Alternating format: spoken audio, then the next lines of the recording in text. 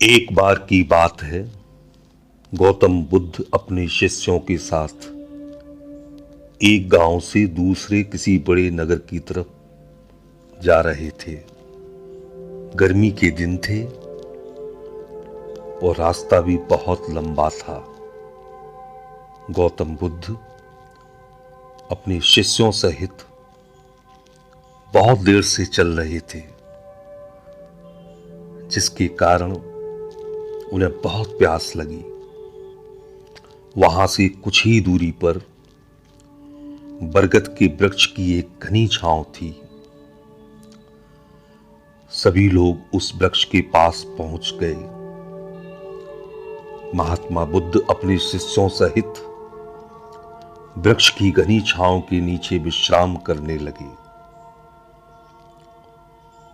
बहुत देर से चलने की वजह से सभी का गला प्यास से सूख रहा था। यह बात बुद्ध जानते थे। बुद्ध ने अपने एक शिष्य को कहा, तुम इस बरगद की छाया से 20 कदम दूर वहां जाकर बरगद की 2 बार परिक्रमा करके वापस आओ। शिष्य ने वैसा ही किया जैसा महात्मा बुद्ध ने बताया। परिक्रमा करने के बाद जब शिष्य महात्मा बुद्ध के पास आया तो बुद्ध बोले कि क्या आपको किसी ठंडी हवा का अनुभव हुआ था? शिष्य बोला, हां महात्मा, उस उत्तर दिशा की तरफ से मुझे कुछ ठंडी हवा की झोंकों का अनुभव हुआ था। शिष्य की यह बात सुनकर महात्मा बुद्ध शिष्य से तुरंत बोले कि जाओ, उसी दिशा में जाओ, वहां से कुछ दूर पर एक तालाब मिलेगा। उस तालाब से सबके लिए पानी भर के लाओ। शिष्य उसी दिशा में जब कुछ दूर जाता है तो वहां सच में एक तालाब होता है। तालाब देख शिष्य बहुत प्रसन्न हुआ और तालाब के निकट जाकर जैसे ही तालाब से पानी भरने लगता है, तभी शिष्य की नजर वहां दूर तालाब में कपड़े धो रही कुछ स्त्रियों पर जाती है। यह देख शिष्य मन में सोचता है कि यह पानी तो बहुत गंदा है। लेकिन जब शिष्य ध्यान से तालाब के पानी को देखता है कि अभी भी तालाब का कुछ पानी साफ है, इतने में ही 2 बैल गाड़ी वाले जोर से तालाब के किनारे से होते हुए निकलते हैं।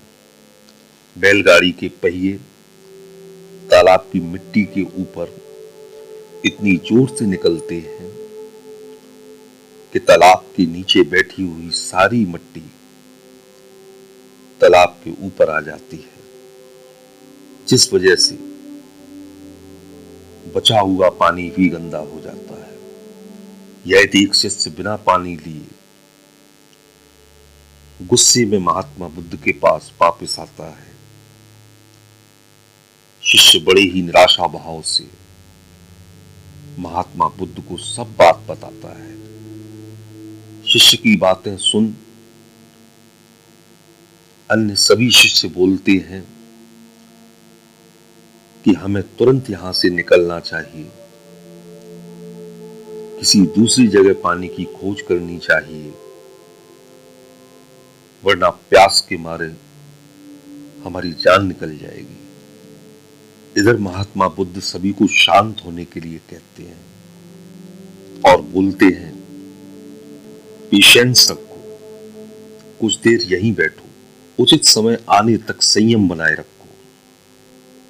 सभी महात्मा बुद्ध की बात सुनकर शांत हो जाते हैं और वहीं बैठ जाते हैं। कुछ समय बीत जाने के बाद महात्मा बुद्ध फिर से अपने शिष्य को उसी तालाब से पानी लाने के लिए कहते हैं। शिष्य बिना कोई सवाल किए उसी तालाब से पानी लेने के लिए फिर से चल पड़ता है। तालाब की हालत देख शिष्य को यकीन नहीं होता। तालाब का पानी अब पूरी तरह से साफ होता है। यह देख शिष्य बहुत खुश होता है और पानी भरकर महात्मा बुद्ध के पास ले जाता है। सभी पानी पीकर अपनी प्यास बुझाते हैं, लेकिन अभी भी सबके मन में ये एक सवाल था कि आखिर यह चमत्कार कैसे हुआ? कैसे तालाब का सब पानी तो गंदा था? उन्हें लगा कि जरूर ये महात्मा बुद्ध की कोई शक्ति है। इनमें एक शिष्य ने यह सवाल महात्मा बुद्ध से पूछ ही लिया कि यह चमत्कार आपने कैसे किया? शिष्य का जवाब देते हुए महात्मा बुद्ध बोले कि यह कोई चमत्कार नहीं, यह आपके सब्र का फल है। यह फल है आपके सब्र बनाए रखने का कि आपने उचित समय तक इंतजार किया। जितनी देर हम सब लोगों ने सब्र किया, उतनी देर तक तालाब के पानी के ऊपर तैर रहे सभी गंदे एलिमेंट्स और मिट्टी तालाब के पानी के नीचे बैठ रहे थे। फिर कुछ देर बाद शिष्य जब वहां तालाब के पास पहुंचा, तब तक सब दूषित कण नीचे बैठ चुके थे, जिस वजह से तालाब का पानी पहले की तरह साफ हो चुका था तथा तालाब साफ दिखाई दे रहा था।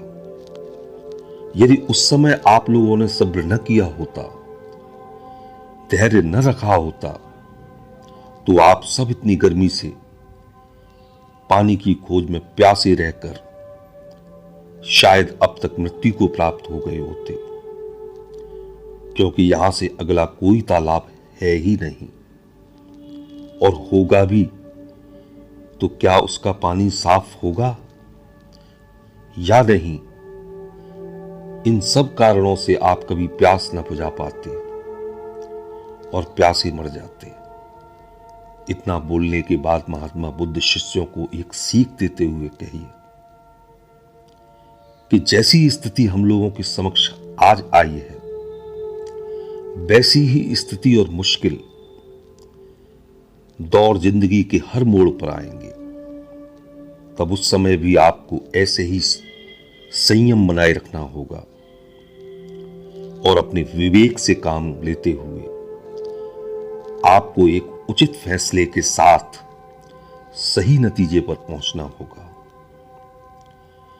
हर मुश्किल दौर में